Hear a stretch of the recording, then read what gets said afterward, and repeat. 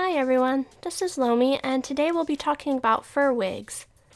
While this kind of wig isn't as popular as it used to be, faux fur, or fake fur if you don't feel a need to be fancy, is still really great for wigs. Synthetic fur comes in a lot of different styles, lengths, and qualities. It also comes in a lot of colors. The length of the fur is referred to as the pile, but you can expect the fur to be a little shorter than the listing says. This is 2-inch pile fur, but you can see it's a little shorter than that. This is really thick, soft, and shiny, and can make beautiful wigs.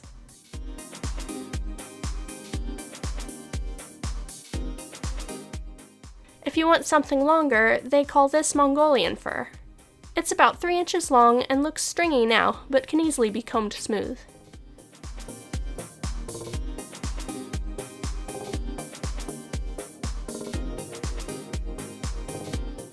There's also multicolored fur. This is a 3-toned fur with long color spikes. All these furs were purchased from distinctivefabrics.com, who have really good quality fabrics, but not very good quality customer service. You can get some kinds of fur from fabric stores or craft supply stores, but there's no guarantee they'll be a good quality. This white fur is nice, but it's really short, not even an inch long. The backing is also harder and scratchier than the other furs.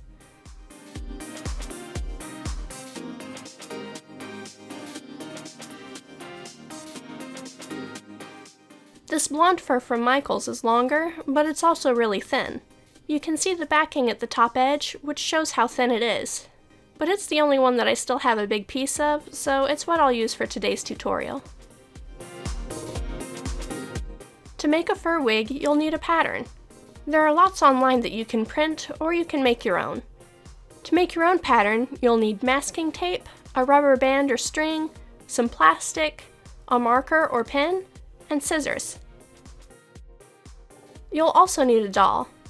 Vahn, my SID Claude, will be today's volunteer, but we'll have to take off his pretty alpaca wig first. Cover your doll's head with the plastic, and anchor it with the rubber band.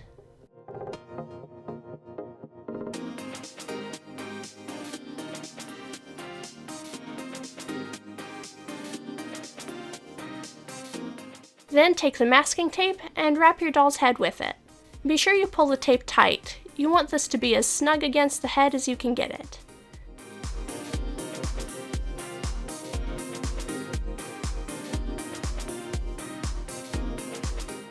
If you want the wig to fit around the doll's ears, make sure you put tape in front of and behind them too. Then cover the whole top of the head with tape.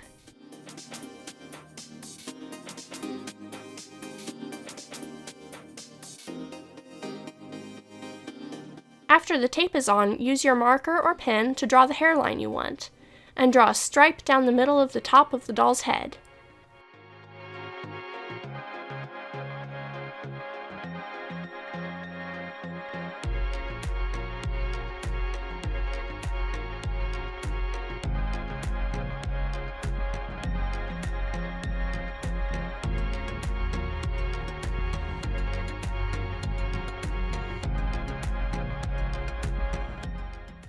I'm going to widen mine on the back so I don't have any weird narrow pieces at the end of the sides. You don't want the strip across the top to be perfectly straight. Giving it shape will help the wig fit your doll better. Once your pattern is drawn, remove the plastic from your doll's head. Just be careful because you might end up with ink all over your fingers like me. Put your doll aside and then cut out your pattern following your guidelines.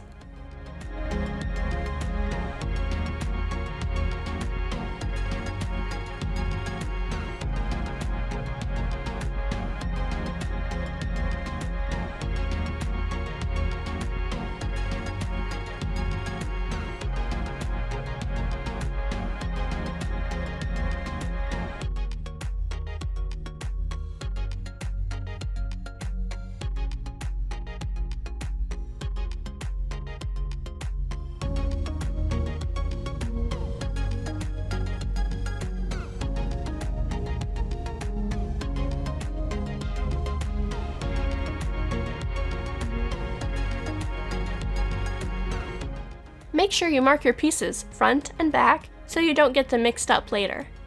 If your center strip is really lopsided, you can fold it in half and make it uniform that way. You'll actually only need one side piece, so pick whichever one lays flatter. Trace your tape pieces onto a piece of paper, and then add a 1/4 inch seam allowance around your pieces to create your final pattern. This doesn't need to be perfect.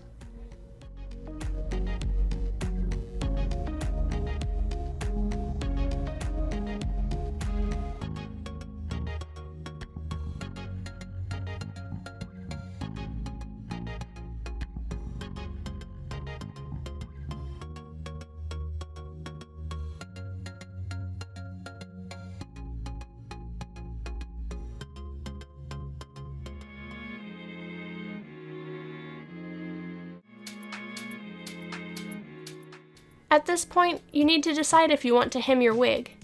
It can make your wigs neater, but it can also make the edges bulky, so it's not for everyone. If you decide not to add a hem, then you don't want to include a seam allowance on the outer edges. Instead, only add it to the sides of your pieces. Now that I've looked at my fur fabric, I make one more change to my pattern, splitting the top section in half.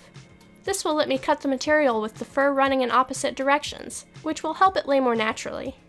I just have to remember to add a seam allowance to sew these two halves back together. Copy your pattern pieces onto the material, paying attention to the direction the fur lays.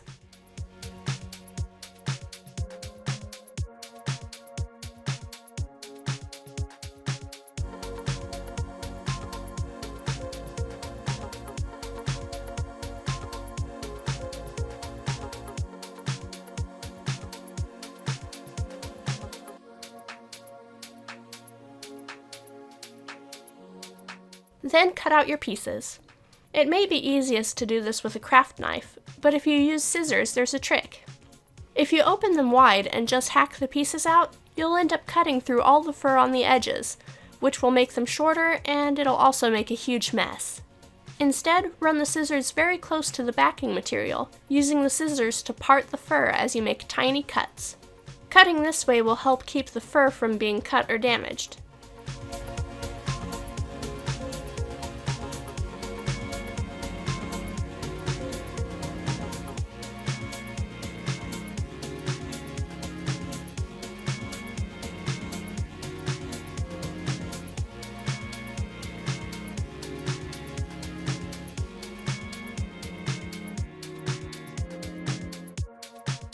Once all the pieces are cut, it's time to sew. Pick a thread that matches your fur and get to work. You can do this by machine if you want, but I'm sewing by hand today. I sew the front and back halves of the top strip with furry sides together, then finish the edge with a blanket stitch.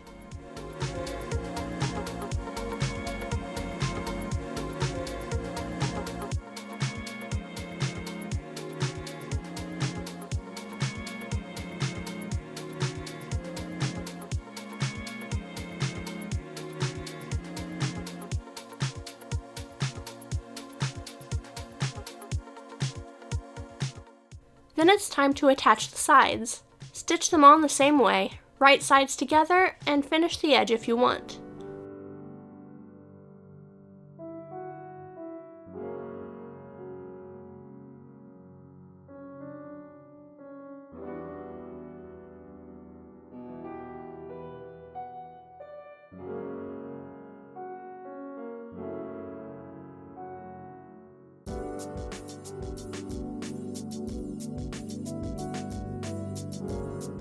One side and then the other side.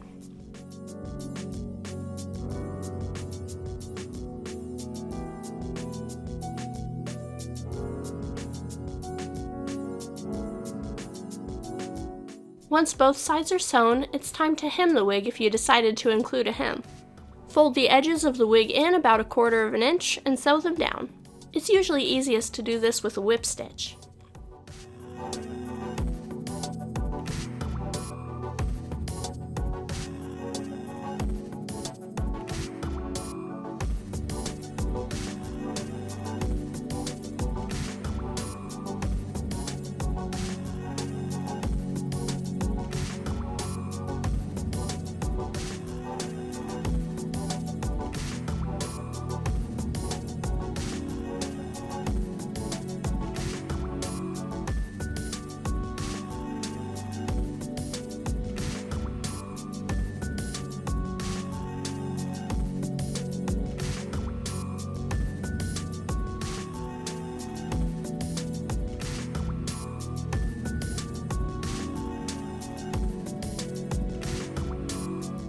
Hem the whole wig, not your thread, and then turn it right side out.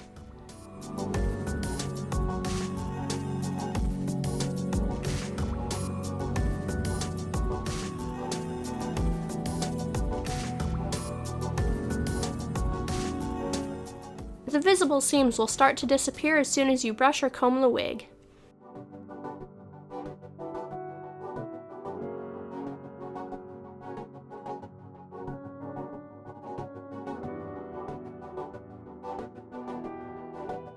Now it's done!